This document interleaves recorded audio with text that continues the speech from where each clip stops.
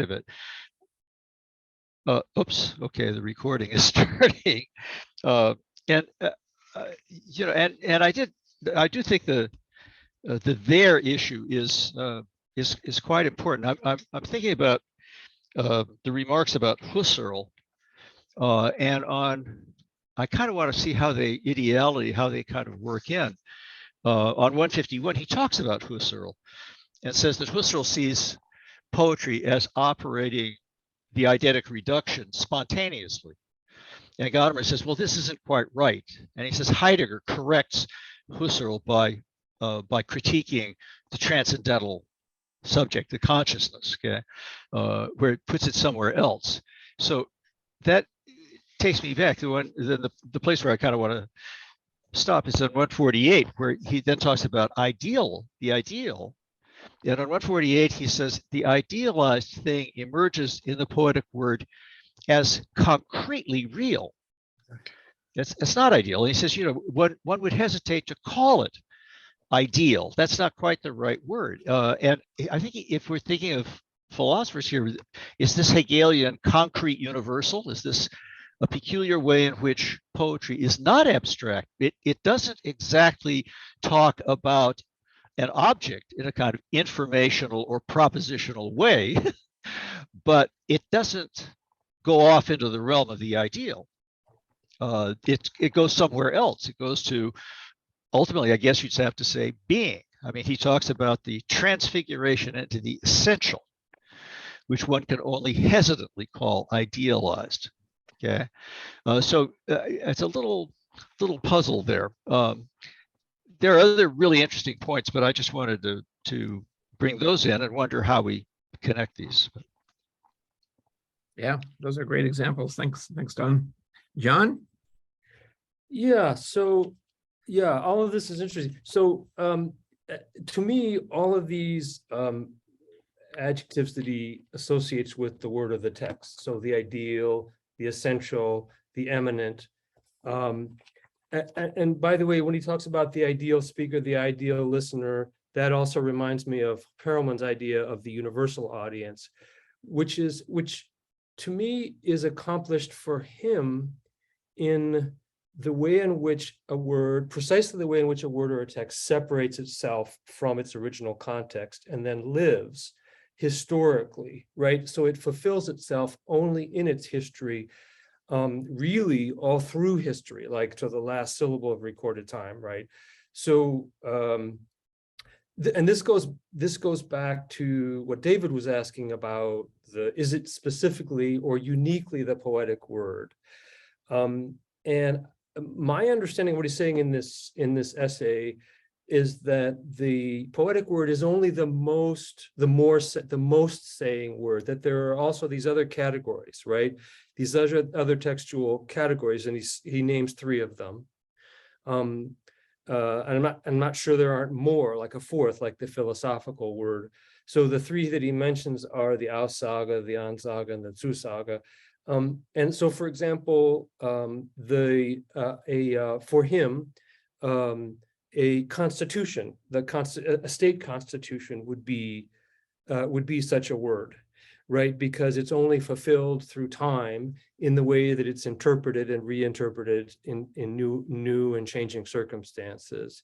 And a pledge is a more saying word in a different sense, in which we have to honor it, right? And it's our honoring the word that gives the word its meaning, sort of after the fact, after it's stated, it's said, and then we honor it, and then so it's history that gives the full meaning to the word.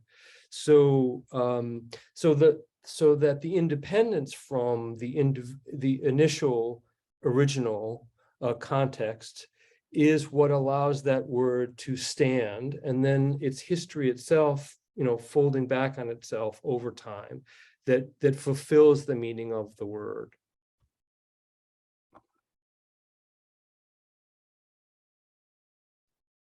Okay, I think I got that. But again, it's really emphasis on the way it plays out through time, right? That starts to set the difference in poetic and non-poetic words. Jim? Yes, this is getting to be a very not complicated in the good sense of a conversation.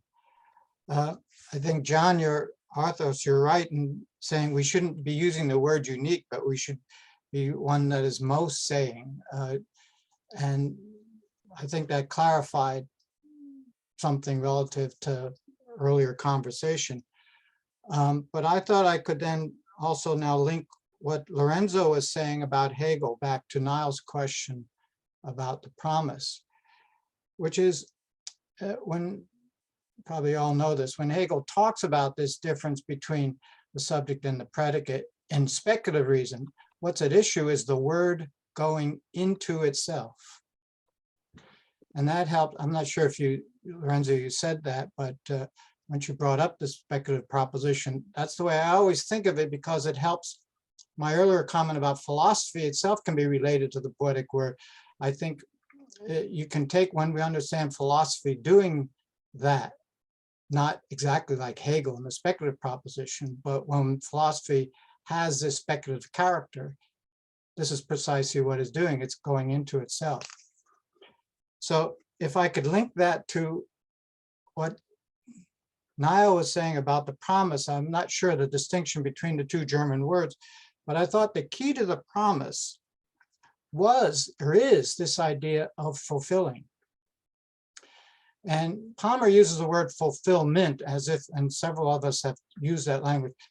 I'd rather not make it like it's a thing that comes to completion, but the word becomes fulfilling, which means it's coming to itself. And that's what's at issue in the promise, that the word comes to itself in the promise. So one last comment on that, and why I want to get that dynamic of the movement. Notice how often Gadamer uses the word how rather than what when he's talking about this activity of the word. And so I think that the how is going back to another text we read, the word, and it's that energia of the actual word actualizing itself. So the autonomy of the word is related to this actualizing at the same time. So notice how often he's now speaking of fulfilling, and maybe even the completed form of the word, the fulfillment. Good, thanks. Jim, can I ask you a quick question? Because I like what you said at the end. I wasn't sure how the metaphor of coming to itself, it feels like every time the word is fulfilling, it's revealing something new in that moment, in that event. And so it doesn't feel like coming to itself, as if there is that there and it's now come up again, so much as it's got a sort of forward energy that expands being. Yeah. That makes sense. I wasn't sure about the coming to itself phrase, or maybe coming into itself as a word. Yes, that is, it is not simply disposed in the way ordinary speech does, where it completes itself because you've communicated what you wanted to say. Yeah. So the coming to itself is contrary to that. And the way I wanted to make room for your new comment now about the new is when I quickly referenced that energia, because that's an actualizing that is, to say it crudely, is bringing about something different. It's not simply repeating what simply was, but it's the movement of reality into itself. Yeah, a movement of reality into itself through the word. Right. And just as reality becomes new, when we have a new actualization, to be crude, when the chair is made into an art object, right? Well, if I don't go too far with this analogy, you see what I would agree with you that what I meant by trying to talk about this coming to itself should be consistent with what you're looking for. Yeah, good.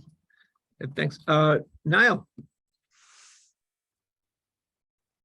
Maybe I wanted to maybe offer perhaps a stronger interpretation of the promise, right? So I think that Zusagen would be better interpreted in terms of an appeal, right? So that, and the promise, in German, more quotidian German, it would be versprechen. It would, a promise that I make to someone else is not zusagen, right?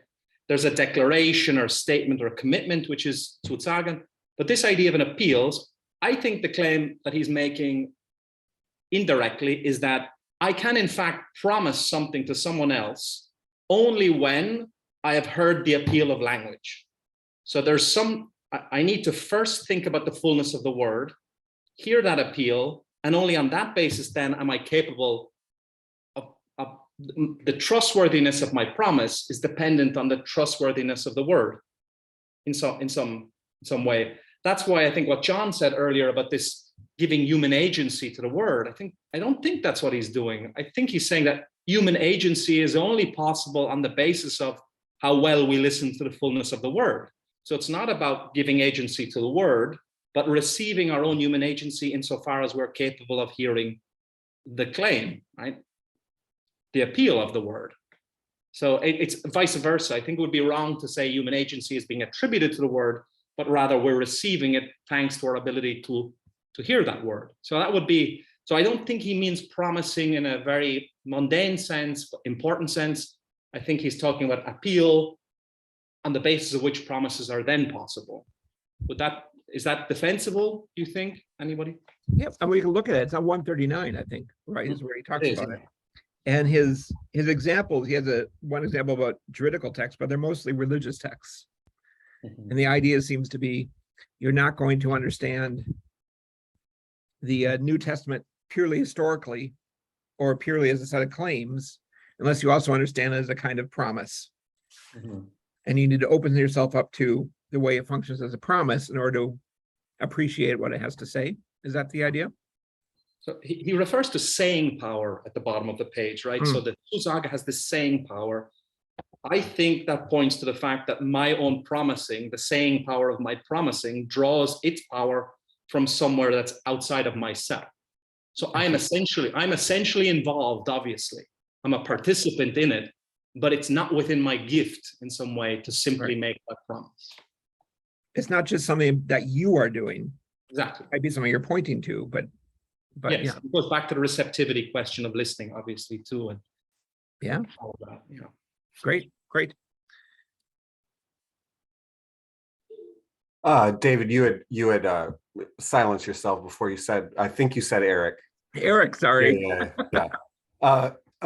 So I'm kind of, I really appreciate, what you were just saying about that. I had raised my hand after Jim was saying something about this contrast between like the poetic word and like ordinary words. And I kept tracking where Gadamer was highlighting some of Heidegger's terms like idle talk on 136, but then again on 152, he talks about an everyday word.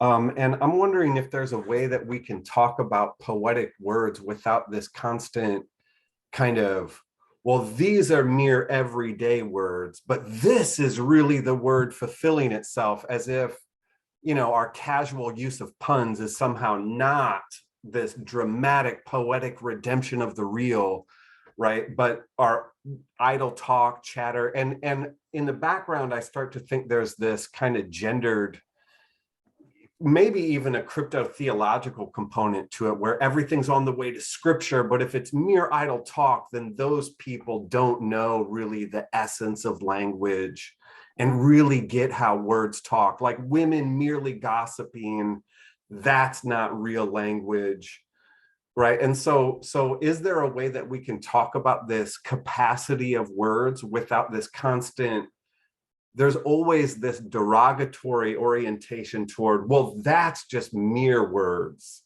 This is the word, is there a way to do that? One way I'd say you try to save that is say, okay, the power of language and the word is everywhere.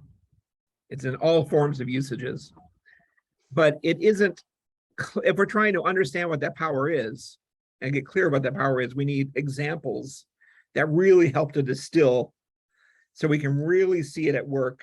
And then once we've got the examples that are doing the work for us, we then can take the insights and know where to look when we return to gossip or But something the like that. examples are always, you know, like it's never, the examples are always poetry, salon, you know, like he even starts talking about Shakespeare where, you know, there was one person who recites Shakespeare really well. Yep, Uh, performs it yeah. right in it. Yeah. Well, how about this? I mean, one of the losses of just everyday speech is the way that ideally even the language disappears for the content, where it's sort of fundamentally transactional and ideally transactional. And so part of the goal is to not have to pay attention to language. Things have gone wrong if I have to really stop and think about what exactly is happening here with the words. Can I speak out of turn? I'm sorry. Go ahead, Jim. I just have to comment on it. I don't think it, certainly in Heidegger, idle talk is not derogatory. What it is, and Gadamer comes back to this, is that language doesn't just reveal, it also hides. And idle talk is simply a form of speech where we hide. Language hides within itself, it starts to hide meaning. So in a sense, it's not derogatory, it's just the nature of language in its complexity and what it does related to the way Heidegger is describing it here. One last comment, certainly shut up. It is notice, I thought Niall was going to hint on this. Gadamer will talk about Heidegger's conscience indirectly in this essay. And that has that kind of a word, a silent word, is not a poetic word, but it has this same character that he's getting at. So I grant you, we may be going too far, hold this wholly poetic word, and then everything else is lesser. But I think we're seeing other variations of the poetic word. And so I would add that the call of conscience is a way that language speaks, and in a way not unlike the promise. I mean, it's a different configuration, but there is something similar to it as well. Sorry for speaking out of turn. No, it's fine. I'm doing it all the time with my host privileges. Lorenzo, go ahead. Yeah, I think so getting clear on this will help me understand exactly what he means by the word being set free to come to itself. I would think, for example, there are words that are not found sort of in so-called high cultural text that would meet this criterion. But and then what's of interest to me is to talk about why. For example, think of like slang words, like a person talks about where they live, they call it my crib, right? So crib has a certain function there. It calls attention to itself and all sorts of history, etymological history of the baby in the crib and being contained and all those sorts of things. Or instead of referring to a car, you'll say my short, right? I mean, so this is not Shakespeare. It's not done, but it seems to me those terms function poetically. And so my question is, and what I think is going on here, when Gadamer says the word is set free to be itself, I think as people have been saying, they're words which have a primarily referential function, which allows us to do away with them if we understand the reference. And then words which have if they refer at all, they refer in a way to themselves, which is more the sort of the poetic word. And so it seems to me that on page 152, when he uses the example Garausch and goes on with that, part of what's happening there is that gets placed in a context where it kind of solicits its etymological history. And so it solicits its history of meaning, but in soliciting its own etymological history, given the fact that it can only ever have meaning with regard to other words, it's also soliciting the etymological history of a whole kind of, I'll say horizon or context, which is what allows it to, as he says, interacts with other new words in a new way, which is what allows it to allow another whole to come into presence, which is what he says at the bottom of the page. So is that what he means by the word coming into it? So I guess this leads up to my question. Is that what he means by the word being free to come into itself, being free to be the site of the display of its kind of history of meaning, its etymological history, and thereby a certain kind of etymological history of the words with respect to which it has the meaning that it does. Yeah, I'll just stop there. Yeah. Okay, great question. Greg, is it anywhere related at this point? I know you've been waiting for quite a while. Yeah, no, it's not. And if other people have stuff that's more directly on that train of thought, they should probably go first. Okay, I'm going to pause and solicit other people specifically on that question, okay? Yes, Don. I don't mean to jump the line here or something, but what Lorenzo was saying did strike me, and it sort of goes to something that interests me in the whole essay. As we said, there's kind of an illocutionary force. He mentions Austin, and there's the sense that promising and laws are the promulgation of a law are doing things with words. Yeah, they don't just convey information, they do something. The word does something. Okay. When it comes to poetry, the question that hovers in the back of my mind is, what is poetry? What does the poetic word, however emphatic you want or high you want to make it, what does it do? What does it do? And I didn't, maybe I'm just obtuse, but I didn't see him sort of saying that directly. So here's a passage on 152 where I thought it was interesting. And he says here, this is the bottom of page 152, toward the bottom, 10 lines up. And he says, every word, a word is not just an element of the world the way a color is or a shape for drawing, but every word, and I think he means every word, is itself already an element of a new order of things and therefore is itself potentially this order in its entirety. When a word resonates, a whole language and everything it is able to say is called forth. And we have this experience with slang is a really good example. These are what Otto Jespersen calls the unsung heroes of the language. The people who come up with these slang phrases that are so penetrating, so powerful, so resonant with the whole world. Okay, so what is it doing when it does that? And at the top of 153, there's this passage that I'd love to have some help understanding, where he says the universal there of being. So he goes back to be the there of being that resides in the word is the miracle of language.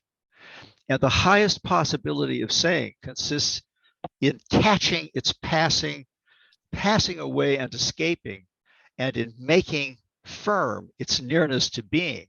It is nearness or presentness, not of this or that, but of the possibility of everything. Now, that seems to be where he's trying to say, what is it that the poetic word does? But I'm not sure I understand what he's saying about what it does. And I'd love to have some help understanding that.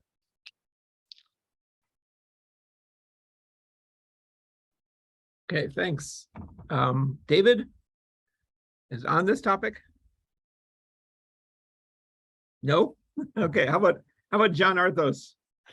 Yeah, let me, yeah. So so Don, that's great. And that reminds me of what is so special about this to me, which is, okay, so in the first place, to me, as far as I can understand it, the thing that's distinctive about the poetic word or any word that frees itself from the original context, which is what I think he means by the ordinary word, the univocal word, the word that only has one, that needs to have just the one meaning, right? I need you to go to the grocery store and pick me up some celery. If you bring back rutabagas, I'm going to be angry, right? So that's sort of the ordinary language meaning of the word. But that can also be, as I put it in the chat, the coordinates of the spaceship landing, or the date on the contract. It has to mean that one specific thing, right? And the beauty of language is that it can do so much else, that it means, it opens itself up to history, to the plethora of meanings that history can fulfill in language, right? And so that in that respect, all of these other sort of hermeneutic words, right, that actualize, right, through history, they have to be ambiguous, right? They have to allow for the contingency of the future. But so what's really interesting, I mean, what's really beautiful always to me and this is what I'm sort of answering Don with, is this Trinitarian sense of the word, which is that what the word does is that our inner ear can hear already in advance without really knowing how it's going to fulfill itself. We have this sense of its richness, right? We have the sense in which it opens itself up to all that we can't even imagine, but we can somehow hear that. So I think that's, to me, that's how, in the moment that we hear it, we already sense its multiplicity. Okay, good. Greg, now we're ready for you. Yeah, this was going back maybe to Niall's question or comment about the promise.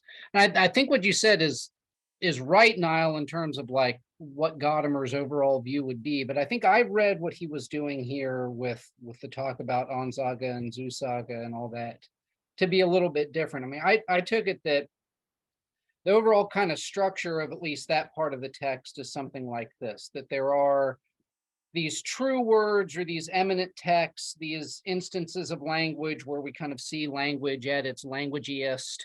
And then there are, others where it's not as pronounced. So kind of places where the ideality is really ramped up and other places where it's less so. And I took it that what he was trying to do in that section was say, well, hey, look, every kind of saying that there is, or every kind of text that there is, and there's kind of three broad categories here.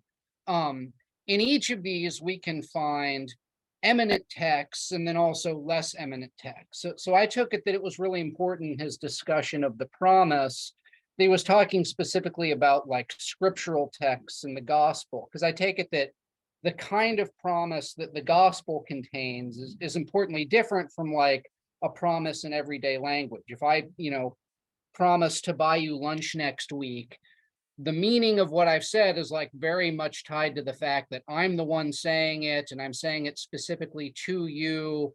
It's like very kind of wedded to this particular case. Whereas the point of the gospel is that, the promise we get there is not Moses promising something to the Israelites or St. Paul promised something to the Corinthians. It's God promising something to, anyone who might read it. So that's the example of like the eminent form or the most saying form of promise, because it's not tied to some particular situation. And I think that like a legal text or a constitution stands in that same sort of relationship to like an order that a commander gives to a particular soldier in a particular battle. So that's kind of what I thought he was trying to do with that part of the text.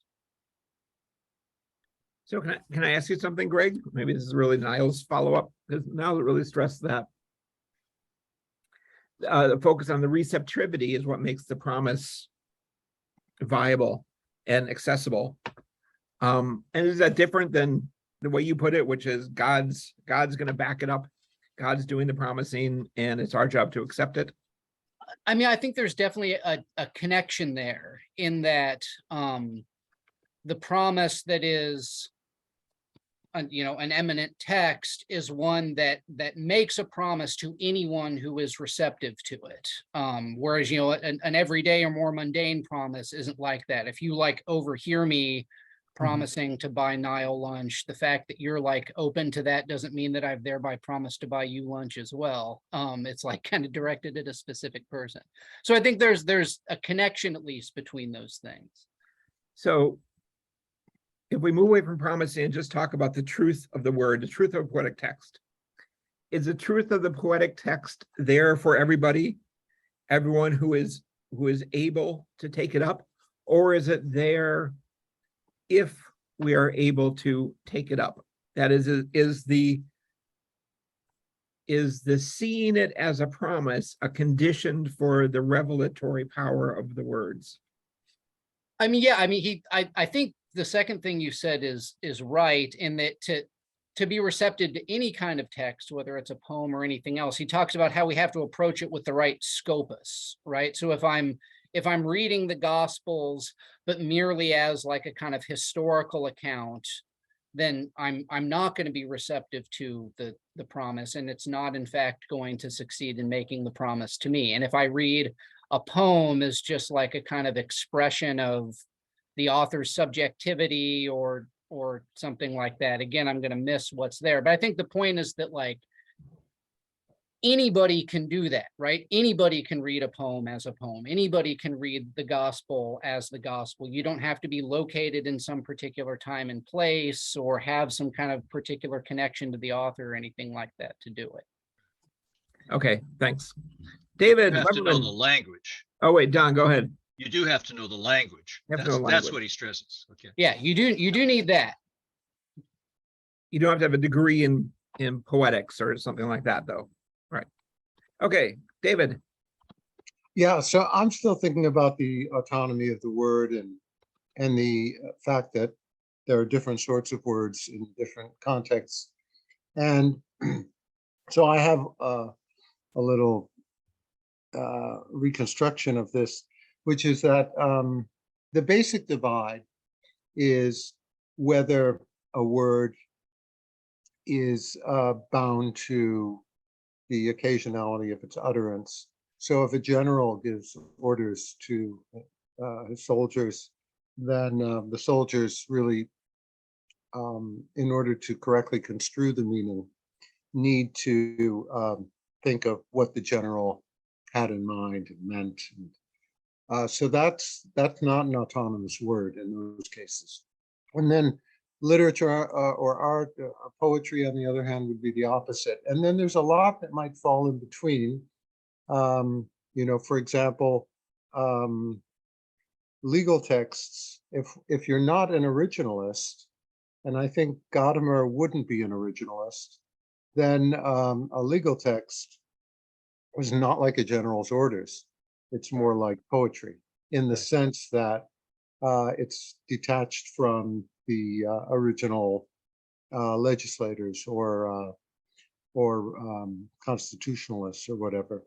And then a religious text is if you think of that as being written by human beings, then probably these religious texts detach themselves from their the conditions under which they were authored.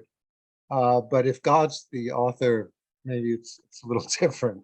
And then I think when it comes to ordinary speech, I think some ordinary speech is autonomous and some isn't, depending on sort of what kind of discourse one's engaging in. Sometimes one wants something very specific followed according to the way I'm thinking about it. And sometimes one doesn't want that. As for philosophy, philosophy seems closer to poetry. And that is, you don't make the truth or the validity of philosophical text depend upon the particular circumstances under which the author authored it, or at least my being relatively anti-intentionalist, I think texts should be divorced from the conditions under which they arose. But then, so there's that basic divide between message giving and non-message giving words and contexts in which words are have force. But then that doesn't explain the uniqueness of poetry. And I don't, in what I've just been saying, I think I've been following Gadamer, other texts of Gadamer. In what I'm saying here, I don't know if this is in Gadamer, but it seems to me that one way in which one might defend the uniqueness of the poetic word is by saying, not only is it autonomous vis-a-vis the occasionality of its utterance, but it is autonomous in a different way, in that it is not as bound to convention. So legal texts or philosophical texts are largely bound to convention, except when the words are coined. You expect that the words are used in a conventional way or in a way that's specified. But the thing about the poetic word is that it's really kind of does exist in this ether of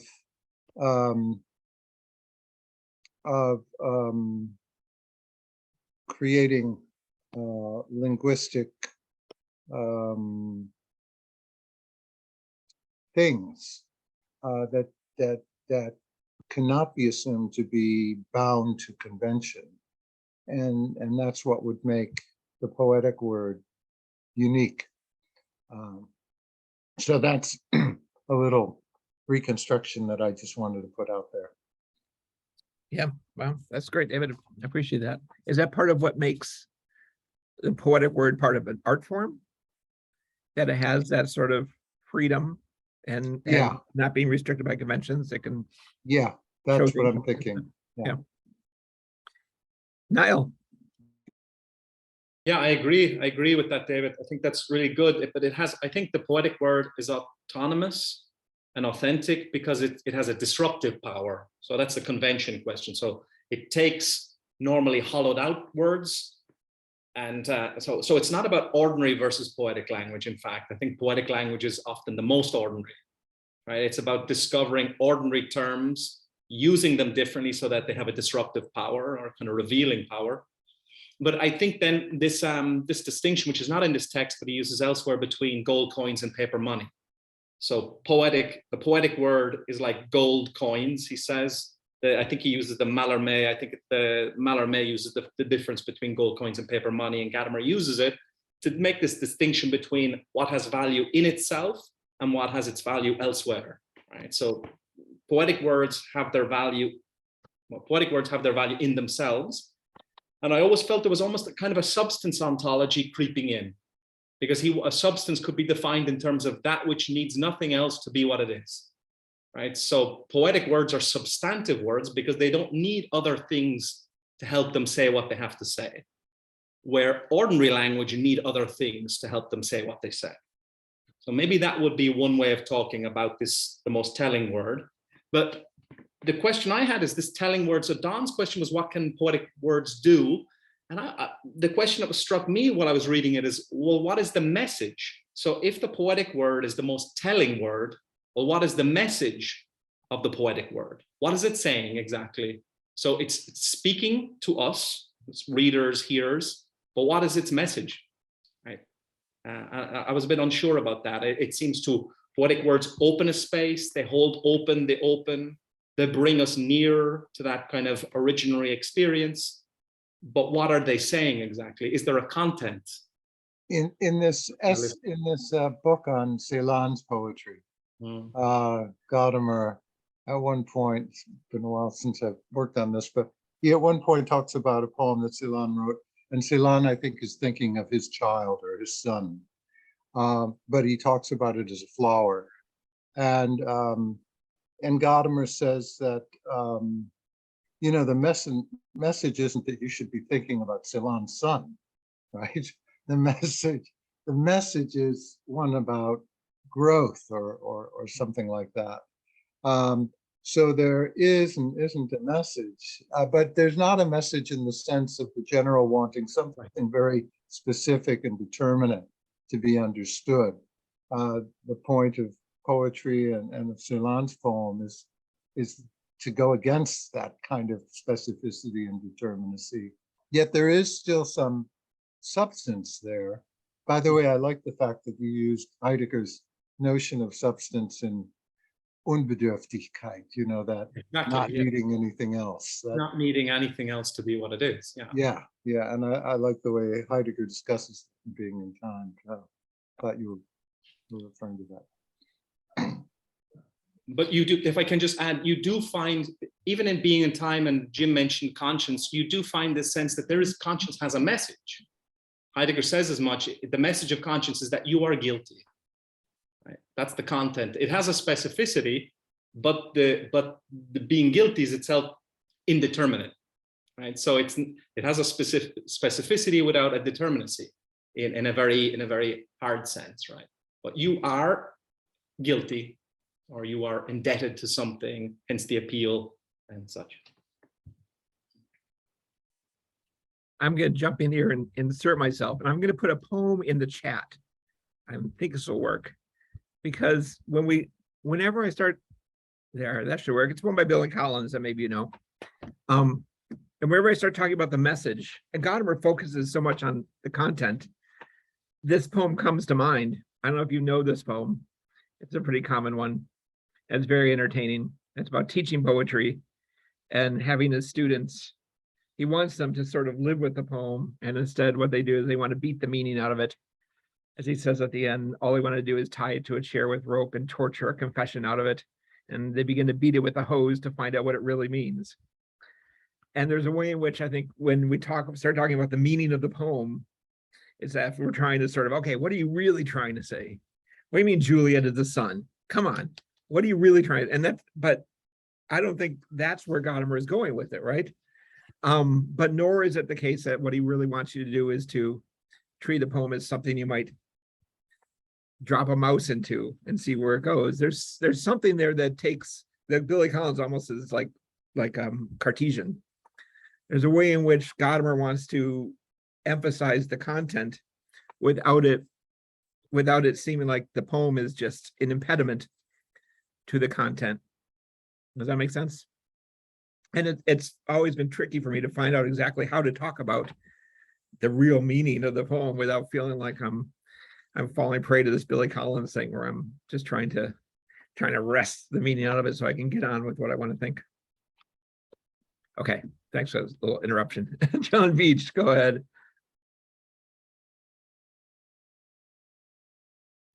Yes, yeah, I think we're really getting to the heart of things here.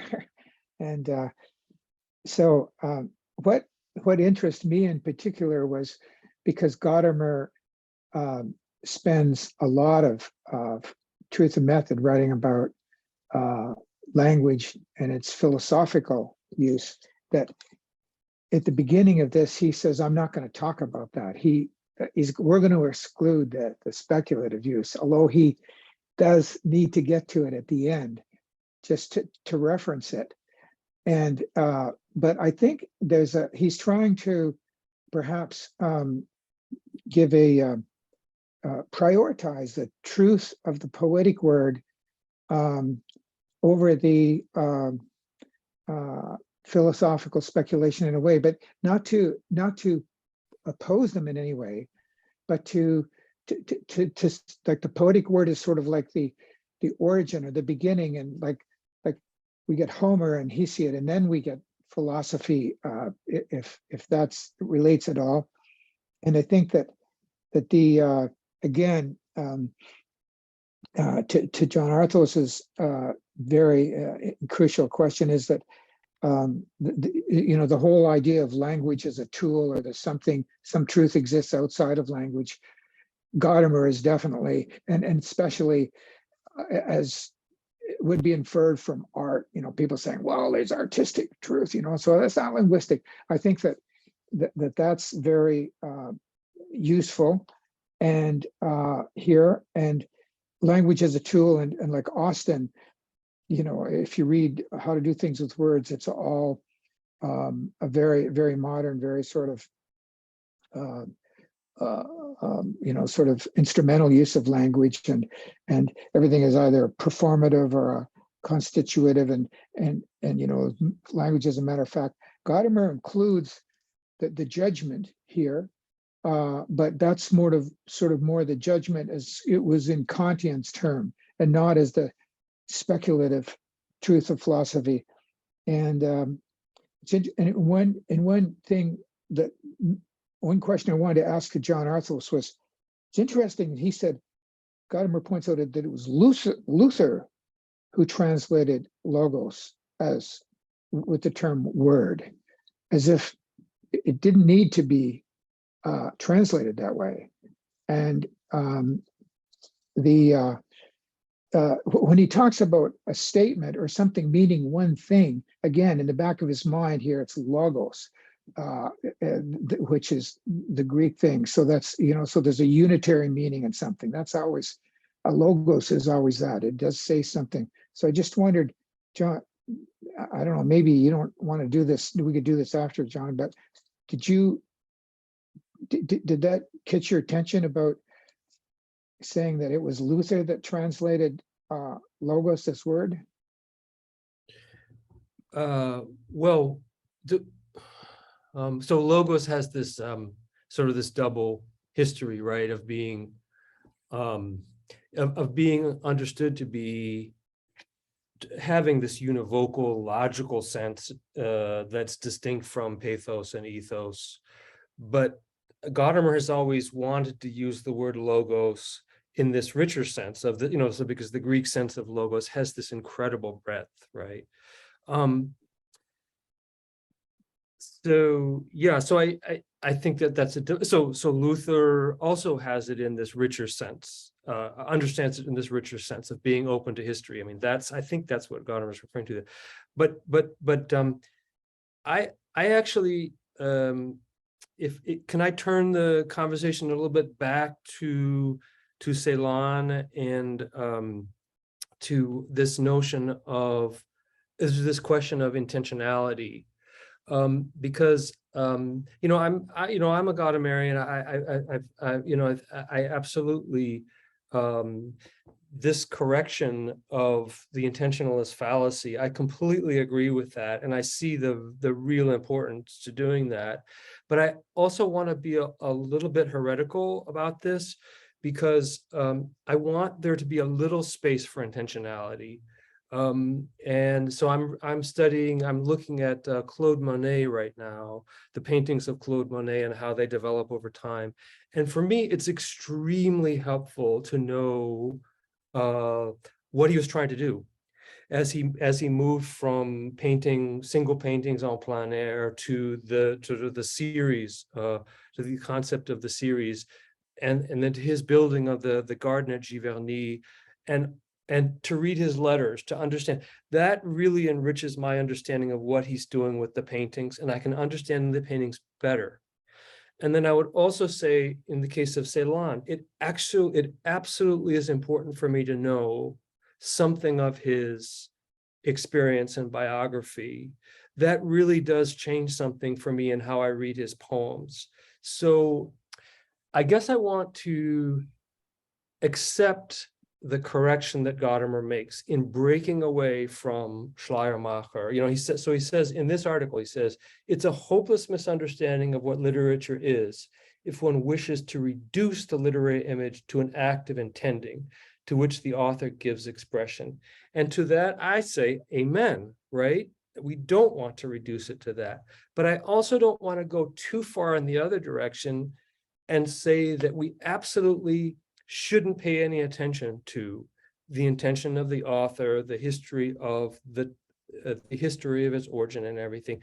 I want hermeneutics to be more sort of capacious in its ability to maybe to accept that there are different ways to understand a text in its relationship to the intention.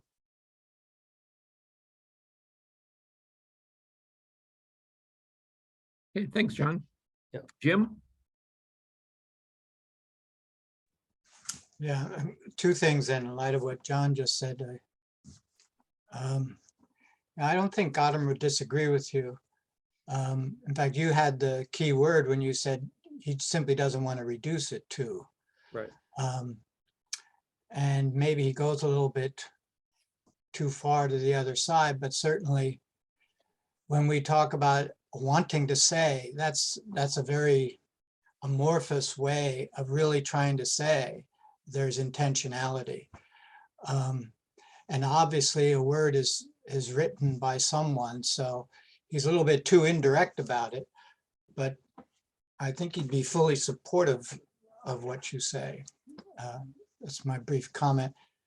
I had to step away, but I wanted to come back in where it came back about this question that was asked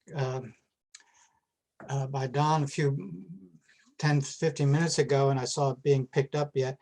What's the poetry getting at? So what's it getting at? And I think where I came in on the comments, the short answer, and I know you were talking about it, is the short answer is a hold upon nearness.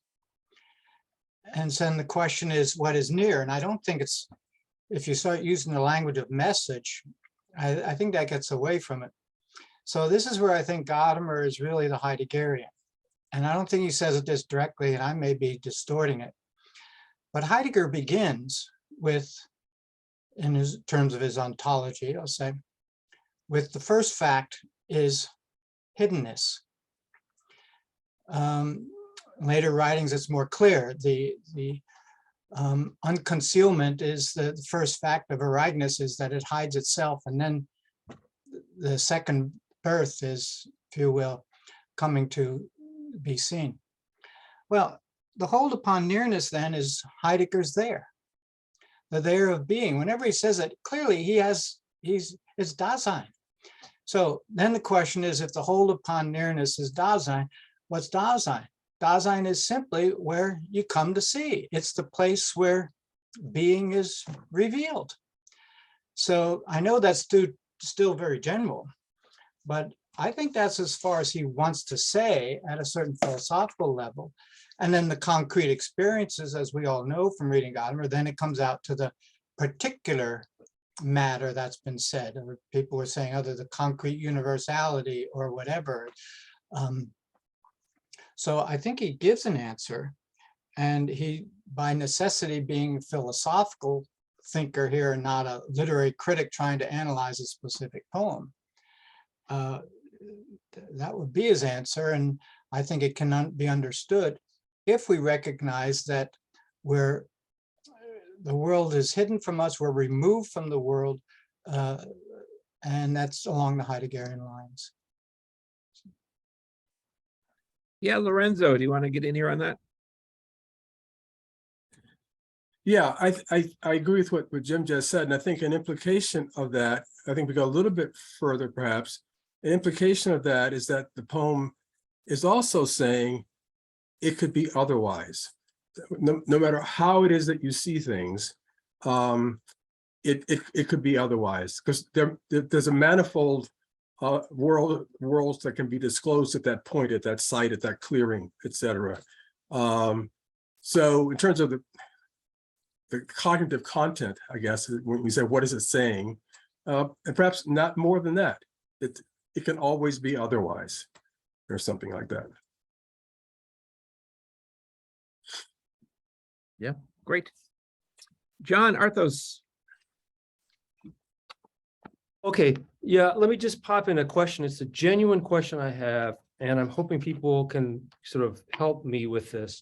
When either Gadamer or Heidegger talks about hiddenness or concealment or withdrawal, it's often in the sense that there is this richness that's held in reserve, right? That we can't see, that's waiting for us to unpack it.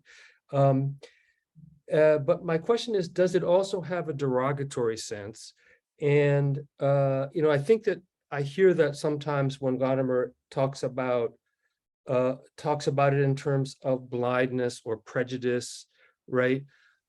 So how does that factor in? So for example, at the end of the article, let me see, I'll have to quickly go to this. He has this sentence, this really remarkable sentence where he says, this is on page, in the English, 154 and 155. It's the but clause that takes you to 155, but it must and is able to preserve this vicinity that means to stop the withdrawing. So a text, an eminent text, creates this space where the withdrawing stops, so it fixes, so it preserves a vicinity, a sort of an open clearing that stops the withdrawing from happening. So I'm trying to understand that in relationship to a moral dimension, right? As opposed to a poetic dimension that is the difference between richness that we can't experience because it's held in reserve, right? Which we can always plumb the depths of the ambiguity of meaning of the poetic text, as distinct from this moral understanding of withdrawal, that where our prejudices, our blindnesses are concealed, and what we appear to think is true is not in fact true. So can someone help me understand what either Heidegger or Gadamer are saying when they use this idea of showing and appearing versus concealing and withdrawing and hiding in relationship to this double sense of the richness of the poetic wordness, ambiguity, versus the damaging absence and violence of the word.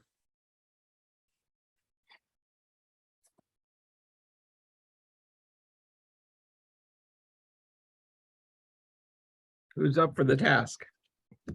I would recommend Heidegger's on the essence of truth. Talks about unconcealment in a way that I think covers a number of bases.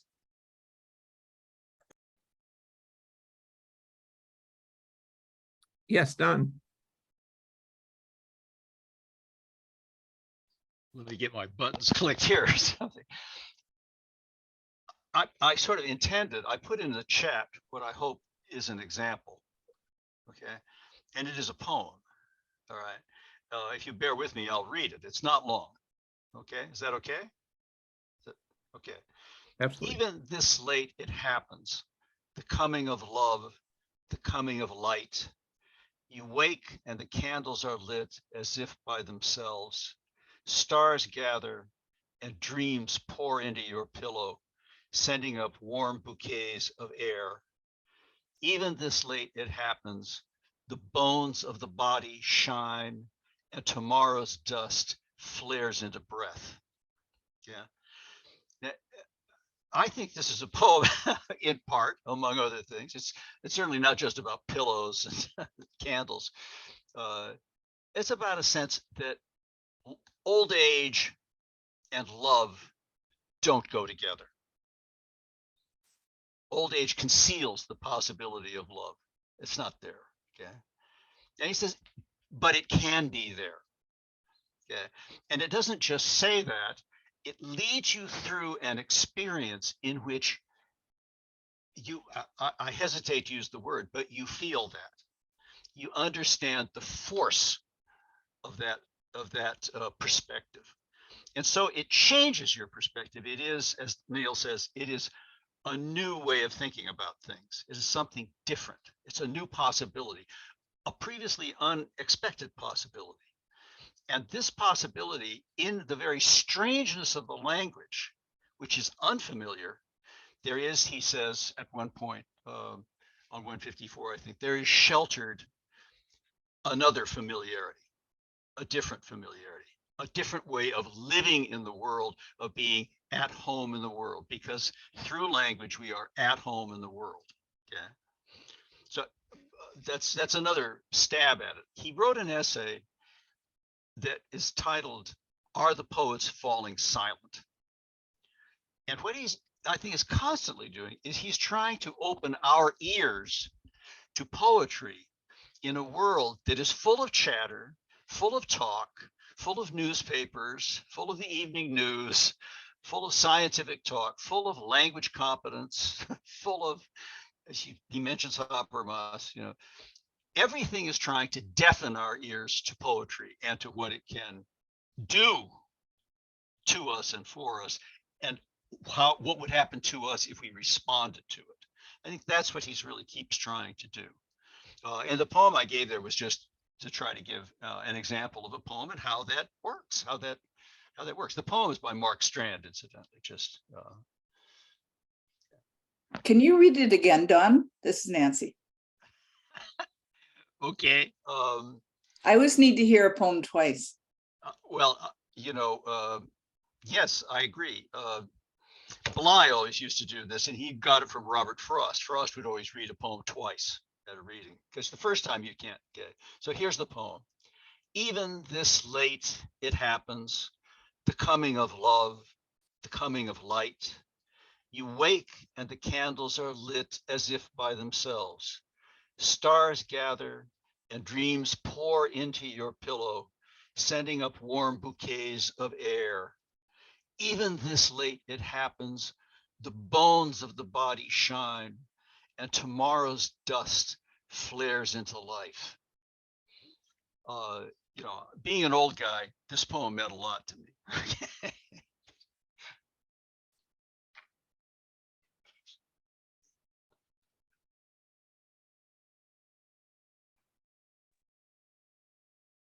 Okay, are we, is this helping at all, John Arthos, get at how to think about unconcealment in ways that it isn't just a kind of failure?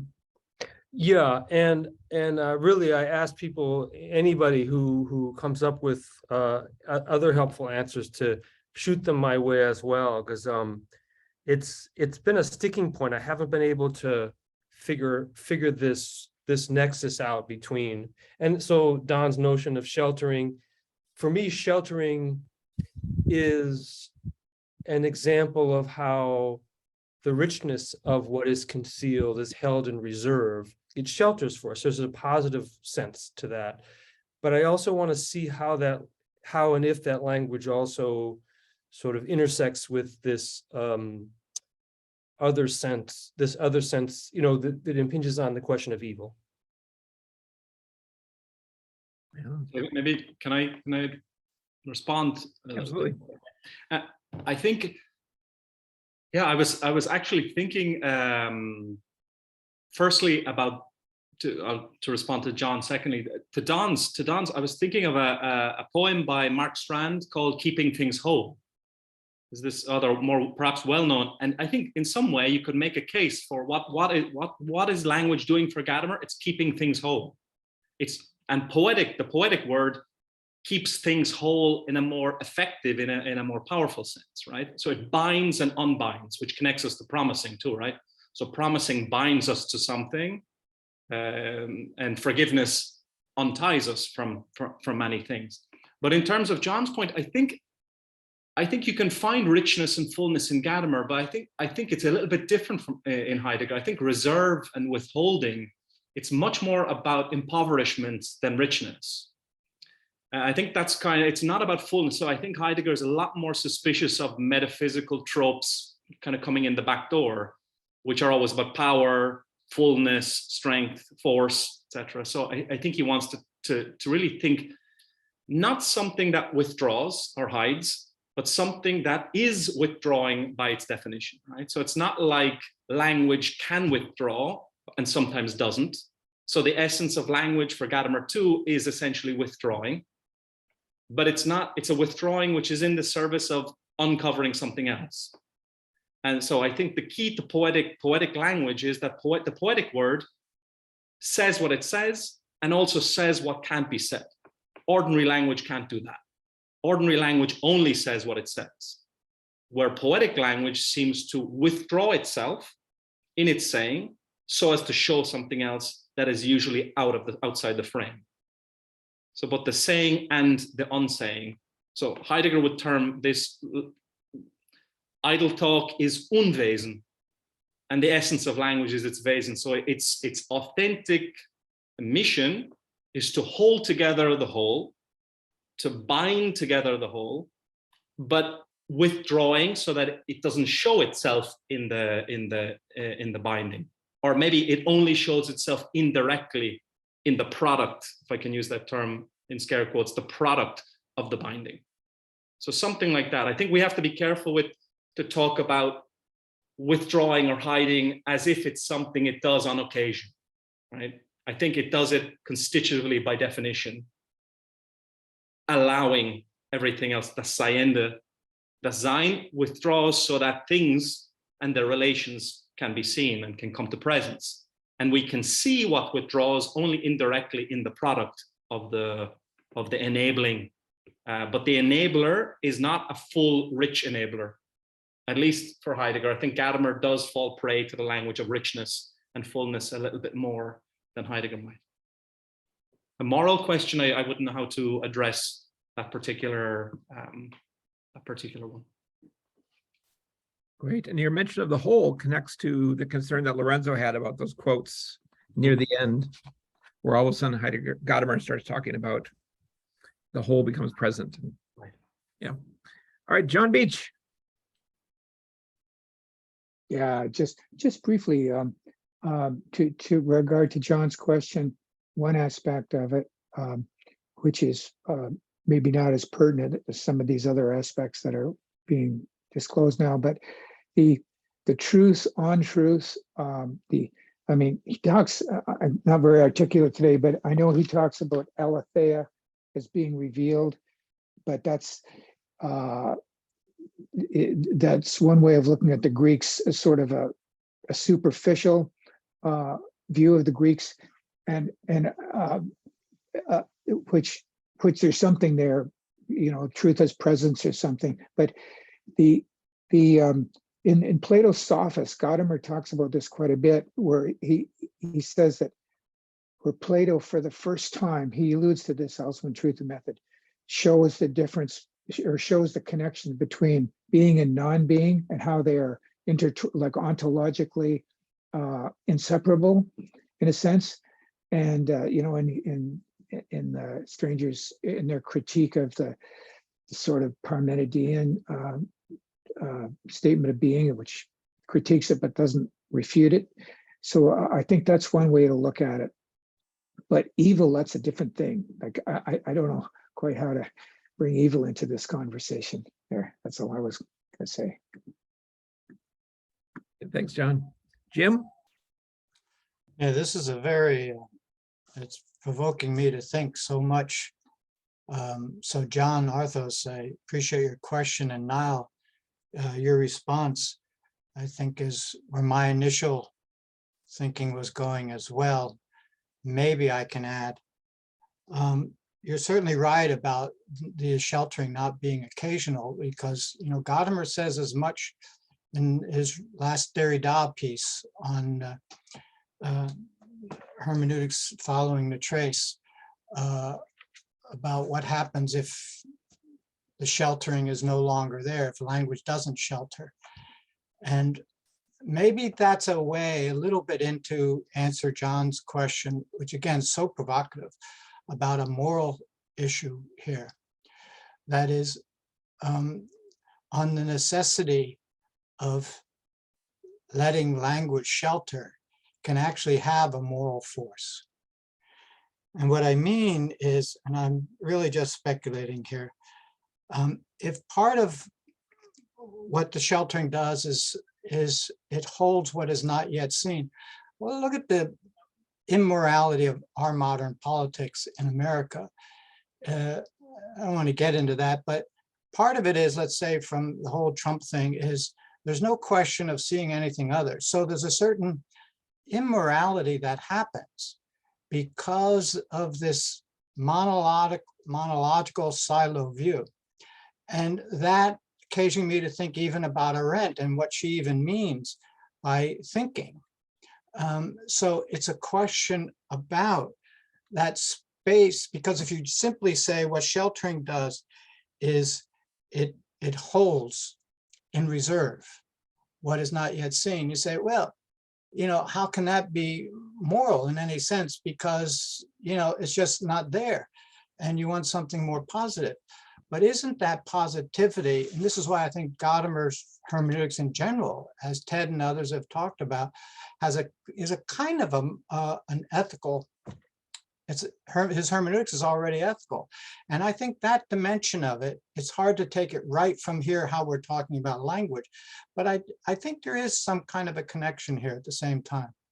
So it's in service to what is other. The sheltering is in service to what is other. And I think that has a moral dimension to it, as we see in the way that Gadamer emphasizes that question of being able to hear what the other has to say and so on.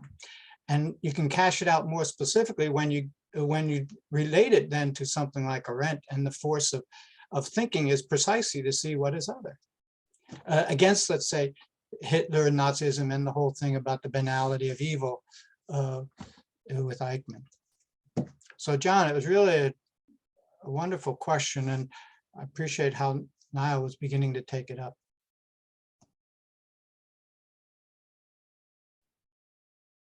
Great, thanks, Jim.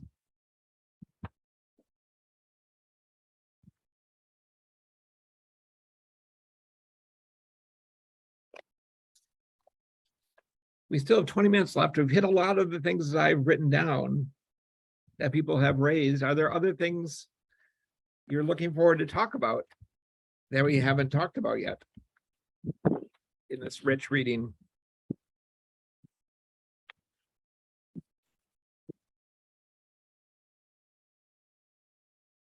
Yes, Jim, go ahead. Yes, the one thing we haven't talked about is Hölderlin's tone. Tones, absolutely. It's the way, and in fact, I should confess this, I'm writing a paper on this right now about rhythm. Oh, great. So it's on 149 and 150. Yeah. So tell me your thoughts. Well, my thought is that Gadamer gets into a problem, and please, if I just talking too much, excuse me and stop me. Doing great. I always thought there's a question in Gadamer when he wants to talk about how, you know, when you read a poem and you hear what it has to say, when you get to the plastic arts, you say, well, how can Gadamer talk about having a dialogue with a painting? Because it's obviously not language in that traditional sense.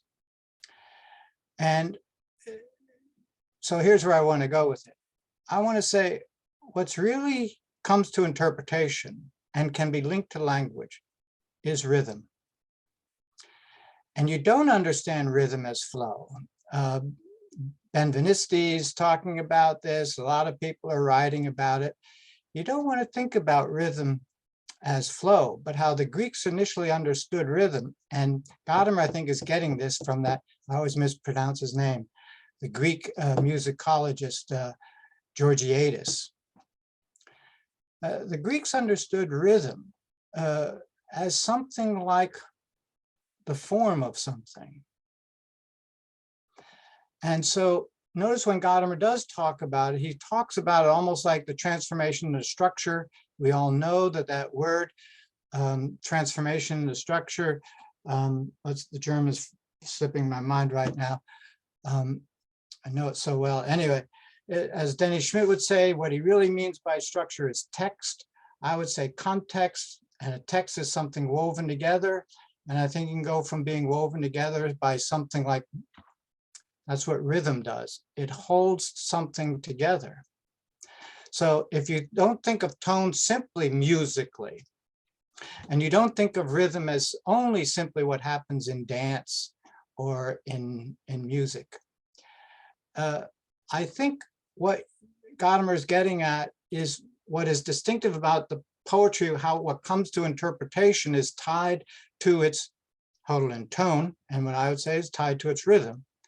When you understand rhythm as a kind of the way that something is held together such that it can be grasped.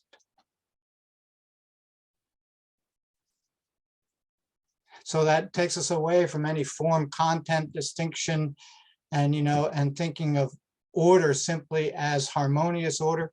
Did you see the phrase that he uses? I copied down. What page were you on, David? And this is the last thing I'll say and I'll shut up. 149 and especially 150.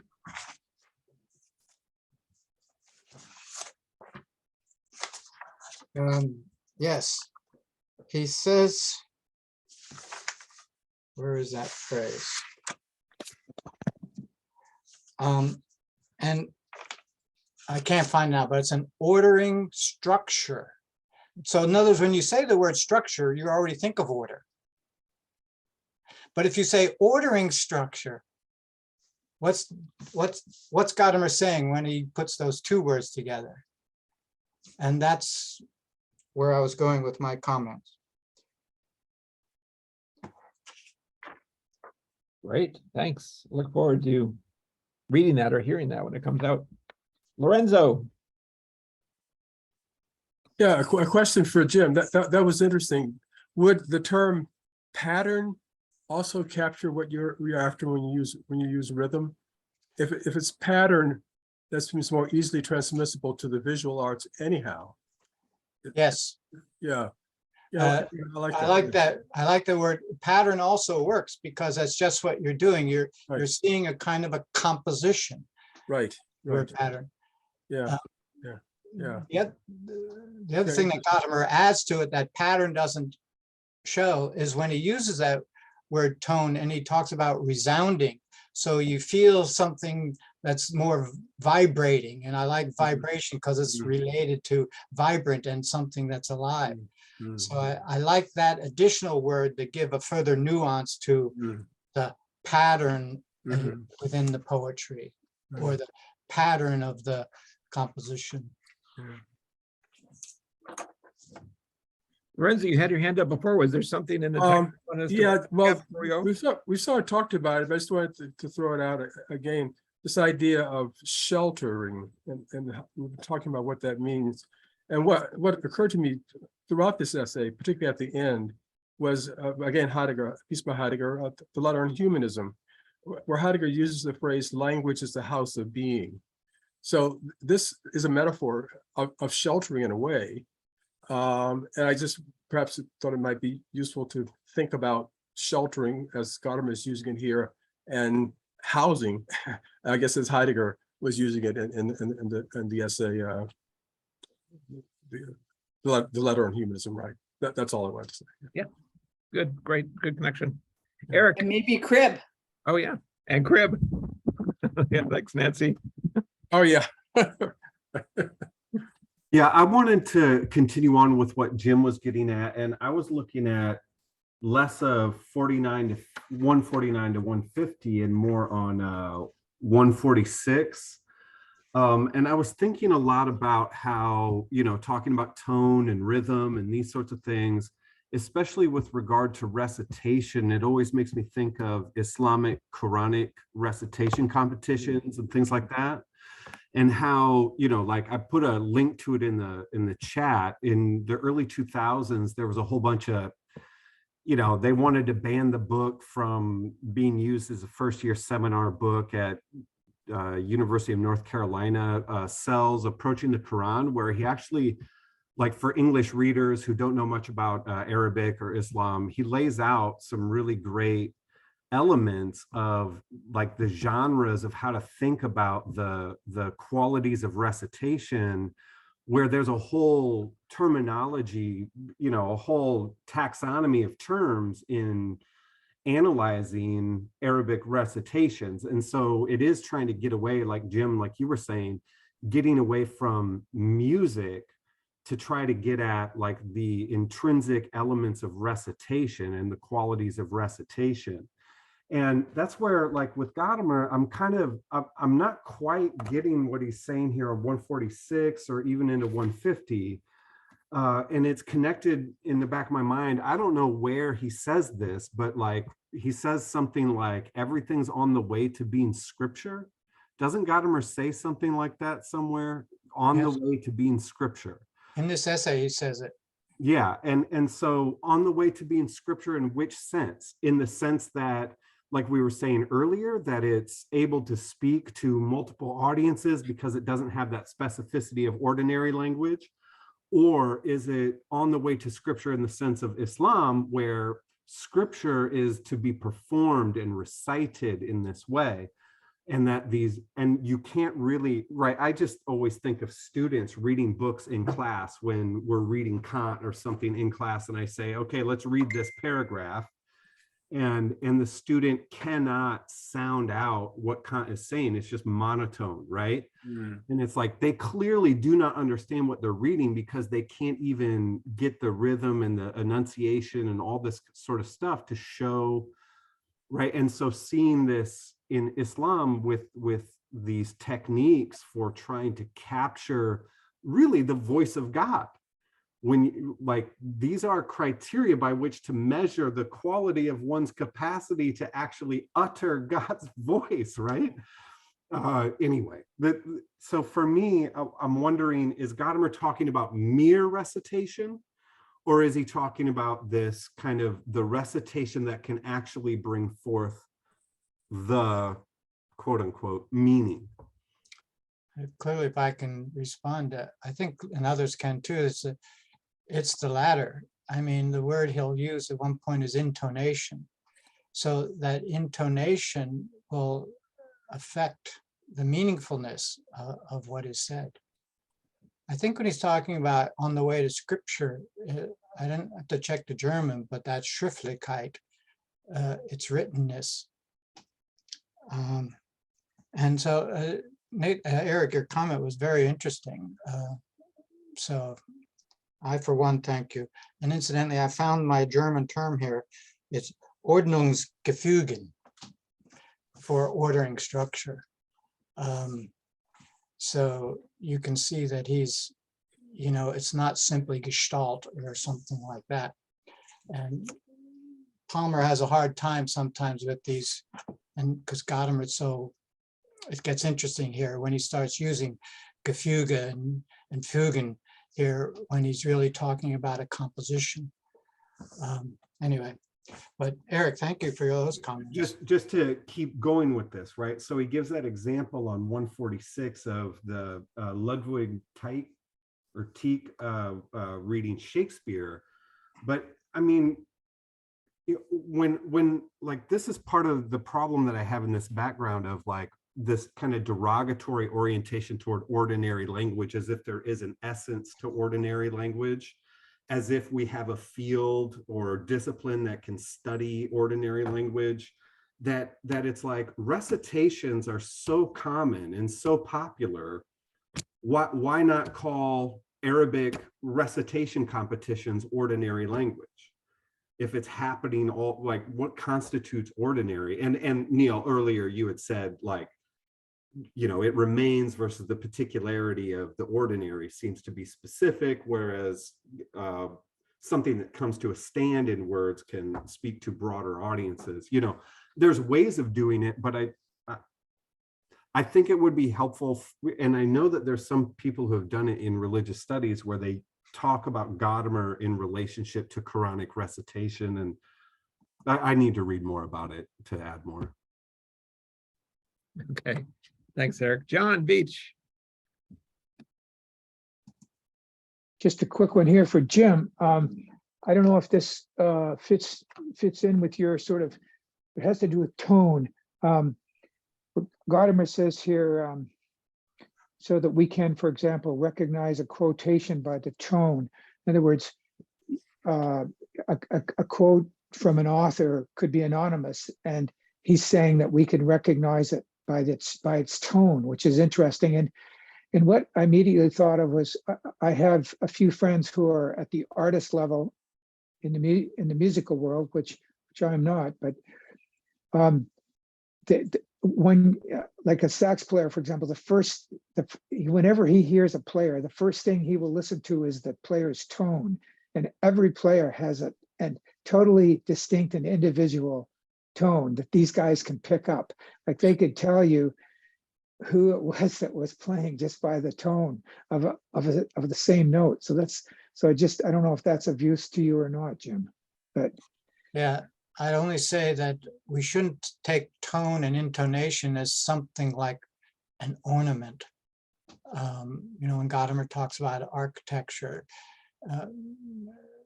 tone is not ornamentation. It's not simply something, an intonation. It's not just to give an emotional, let's say, vibrancy to what is said, as if that's somehow the two are distinct. So it's just that Gadamer thinks that, and it's interesting when we read poetry, for Gadamer, it's also, we now read the written poem rather than only say it. And so when you read it, I think what he's suggesting is we're also hearing that intonation. do you agree with what Gadamer says, that, for example, you can recognize a quotation by the tone? No, That's page 150. I really thought about that. Philosophers What's can that? very rarely say yes or no to a question. I gotta know. I don't get it.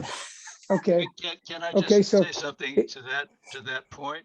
Okay, so Coleridge says in one of his writings that if he had found a phrase running wild in the deserts of Arabia, he would recognize that it was Wordsworth. He would cry out, Wordsworth. Yeah. Oh, Yes, yeah, yeah, He that's, says I to understand his that. ear, there's something Yeah. distinctive about Wordsworth's tone that he would recognize anywhere.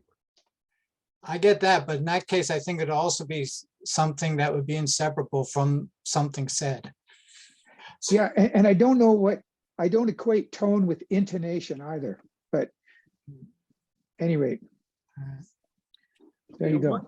One concern I have with this section is there's so much focus on the word. That, but this section turns to the whole poem itself as the work of art, as a basic work. It has rhythm. I mean, I was thinking about I was trying to think, okay, what's a philosophical example that might work for Gadamer? And I think about the life world, that term for Husserl's that he thinks is so amazing, that really brings something to light that hadn't been brought to light before. And I thought, okay, here is an example of a philosophical poetic word where the word shows itself and draws us near, shows the near. But then I thought, but there isn't, it doesn't rise in the context of rhythm or tone. Those are features of poems. And so I felt a shift here from what words can do to what poems can do that I wasn't entirely satisfied with.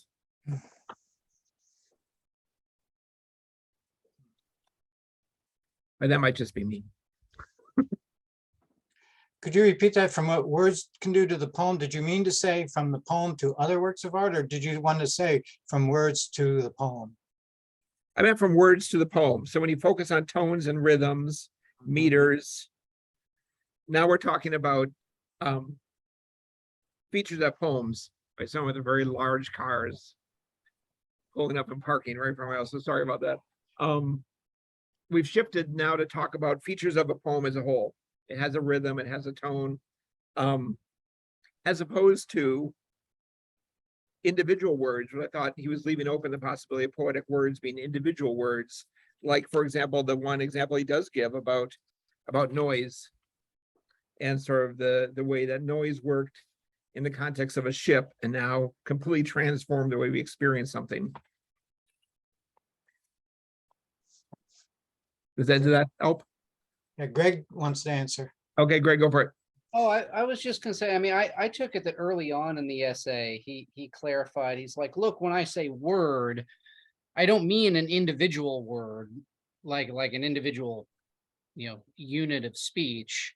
I mean word in this more capacious, in the sense of like, hey, what's the word, David, or something like that. Where a word is a kind of like unified whole of saying something. And so I take it that in that sense, a poem is a word, and that's what he was trying to talk about kind of throughout the essay.